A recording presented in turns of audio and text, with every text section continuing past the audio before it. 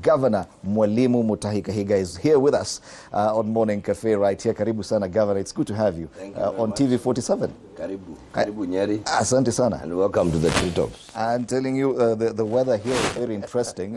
We were looking at the weather and it says 14 degrees Celsius, yes, but it actually feels like 5 or less. Really, yes. You are right into the upper days. Yes.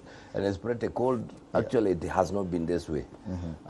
We are shocked that it has suddenly turned like this. We had sunshine over a few days. Yes. Now. And we were hoping actually to see the mountain right behind us, but unfortunately you cannot see because of the fog. Maybe it will clear over the day. Yes, but the weather here does not speak anything about the politics in the mountain. The politics in the mountain is way hotter. We'll be taking a look at that. But Governor, you're on the front pages today. You're looking at the front page of the People Daily, and they're talking about Ruto DP in battle as Waiguru exits. And listen to this. This is a succession about the Council of Governors. Entry in the race for COG leadership by Gachagua, key defender, and they are calling him Nyeri homeboy. Rattles president's camp, keen to control the Governors Club. And let's start from there, because it's actually on the dailies. It's not just here, it's also on the front page of the Daily Nation. I've seen that they're talking about Ruto Gachagua factions battle over Waiguru's successor at COG. And when it comes to Gachagua's faction, your name pops up. It is there also, I think, on the front page of Taifa Leo. Let's start from there. Your ambitions to succeed Governor Waiguru as the chair of the COG. Tell us about that. Maybe we need to walk back to her first election. I was also a candidate. Okay. But I was prevailed to step down by President Ruto. He asked us to let Waiguru run. And we did, and we gave her 2 years to do that. And so I've just rekindled the flame. So because two years ago, I was vying in Mombasa. But then as a party and as the Council of Governors, we agreed, let Governor Waiguru run. And we did allow her, because indeed, in the Council of Governors, we are apolitical, I think, to put it. When we are there, we are governors, regardless of which party sponsored you to the position. And the matters that we articulate at the Council of Governors are devolution matters. And really, believe you me, I want devolution to work in CI as much as I wanted to work in Nyeri. I wanted to work in Wajir as much as I want to work for devolution to work in Kiambu. So there really, it's I think there is just perception that because now I'm a candidate and others are candidates, then of course, like the Kenyan norm, we want to take camps. But really, as far as the Council of Governors is concerned, it's not about camps. Yet, really. Governor, you cannot deny the fact that the current politics at the national level also will play out to some extent at the COG, because according to the dailies, they say there's one candidate who has the support of the president, and we know during the devolution conferences, the president does attend, the deputy president does attend too. Are you saying they do not influence in any way the decisions made by the Council of Governors? Maybe, can you tell me, do you really know how many candidates we have for that position? Because I think that is the only way we would be able to, and right now the nominations are going on.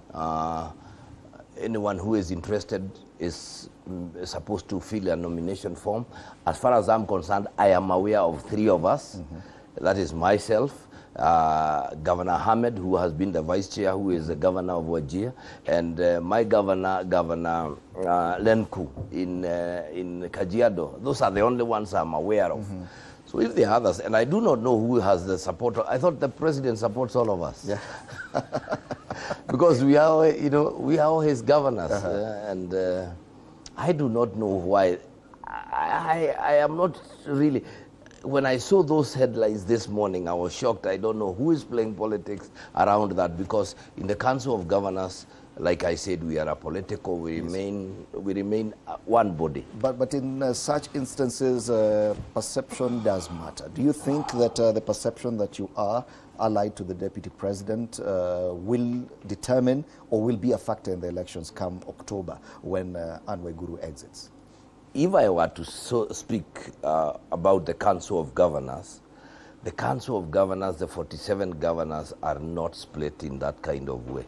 We could have other differences, we could have other, party, but it's not on the Ruto Gachagua axis, because even when we are together, we discuss these matters.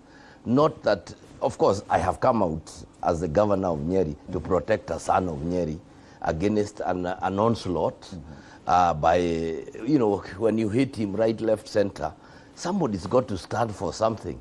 And this is why I stood to support Gachagua. And I know, even within the Council of Governors, there are 1,001 people who silently support him because of what he is going through. Okay. Not really because of who he is, but because of what he is going through. So really, well, newspapers must sell. My message is that newspapers must continue selling. Okay. And if this be the story that will sell, so that be. But let's wait and see what, we have a few days to go. I think they would do us justice by listening to the vision of every candidate as we articulate. And I do not know whether you are even aware of how the Council of Governor elections are done. We don't ballot. Okay. It's consensus. So it's not even that there's going to be this or that or that. It will be consensus. And I do remember, even if I can give you a scenario of what happened in Mombasa, we were on the floor and we were 3 candidates. And we did haggle until we were finally, when there was almost a stalemate, we were asked to go out. And when we went out, we compromised. Among the 2 candidates, myself and Governor. Was there any influence from any other force? Not really. But I had mentioned that as we were sitting, remember, when we were, remember we were a new team coming in, the Kenya Kwanza team, and as we sat as the 23 governors, the president himself said, I know, we were 3, there was Wamatinga, there was Matangi, there was myself, there was Governor Igoro, and he humbly requested and said, you, Wamatangi, you are a first-term governor, so you have to let these 2. And then he said, Kahiga, you have Rigathi here. If I too remember his words, he said, you have Rigathi here, why don't you let Kirinyaga also have a position? I said, okay, Your Excellency, I am not satisfied, but... So there is sometimes influence from those No, officers. he asked me, and when he says, I mean, it's a fact, and I said, okay, Your Excellency. Now look at that, I had to sacrifice my ambition that time, and then the man for whom I sacrifice is being, see why. Yeah. You understand all these things. And then the People Daily puts it very correctly. Yeah. Ruto DP in battle as Waiguru exits, and Governor Mutahi Kahiga right here is one of those candidates touted to replace and succeed Anne Waiguru as chair of the COG come October. That's when the election. Can I surprise you? Yes. Maybe the deputy president is going to learn today that I'm running. Through the He's papers. Not even aware. Yes, I haven't discussed it with him. Interesting. Yeah. Those are just the dailies. And we'll be back to take a look at the politics playing out in the mountain, because I think that is one of the most interesting things, and it captures Kenya's imagination. But before that, let's talk more about devolution. Yes. It's 14 years later, and you are in your 2nd term as governor. Yes. You are among those who've seen even a transition between the very first administration that oversaw the rollout of devolution and the 2nd administration that has come in, and the extension and the changes that we are seeing now. What do you think are the biggest gaps 14 years later in as far as devolution is concerned? Are we anywhere near perfecting devolution? No, I will say no. I will say that we are moving at a snail's pace. As we speak here, we have in excess of about 14 devolved functions that have not been abandoned. They are still held at national level. In other words, we keep taking 2 steps forward and 3 steps backwards. There is still a lot of clawing back of gains on devolution, especially in the areas of agriculture, in the areas of water, in the areas of health. These are fully devolved functions, something like health. But look, what are you reading about it, and UHC and all that? Whose dream is UHC? Who is running the show? These are, you would have expected that now that we are in the 3rd cohort of devolution, we would have made more progress if devolution was in the DNA of many of the leadership. But unfortunately, we are still operating like, really, let's put it this way.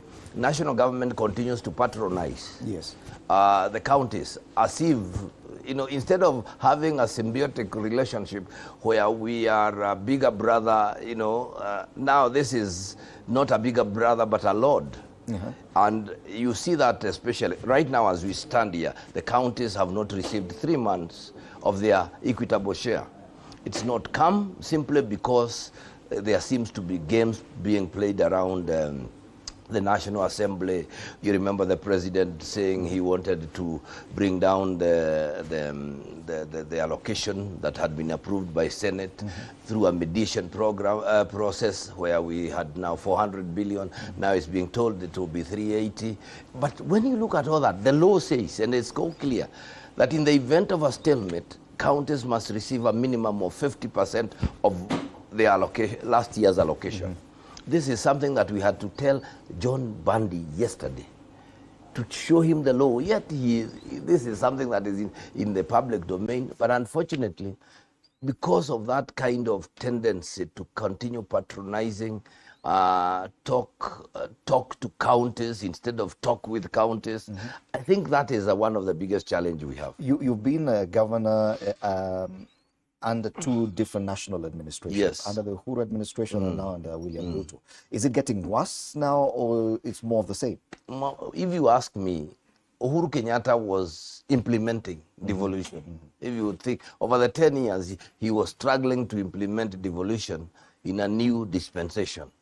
And you can give him credit for what he did, because he did the best that he could, despite even times being very difficult, especially in the second cohort, where we were struggling. Remember, even to move from this to increase was a big challenge. Now we would have expected that the Ruto administration would come, ride on the gains and move on. Unfortunately, I do not think that is what is really happening today. When I look at something like agriculture, where we have programs, much of Kenya's agriculture is run on donor programs. It's unfortunate. Right now, we have quite a number of them. You know, we have NAF CDP, we have others that are run in the Northeast and in other places. But when you look at those programs, they are run in the counties. They are not negotiated in the presence of counties. They are not crafted with the knowledge and concurrence of counties. So these are things that are dumped on us. This is the way we want to run them. This is how they shall be, regardless of whether they are loans or not.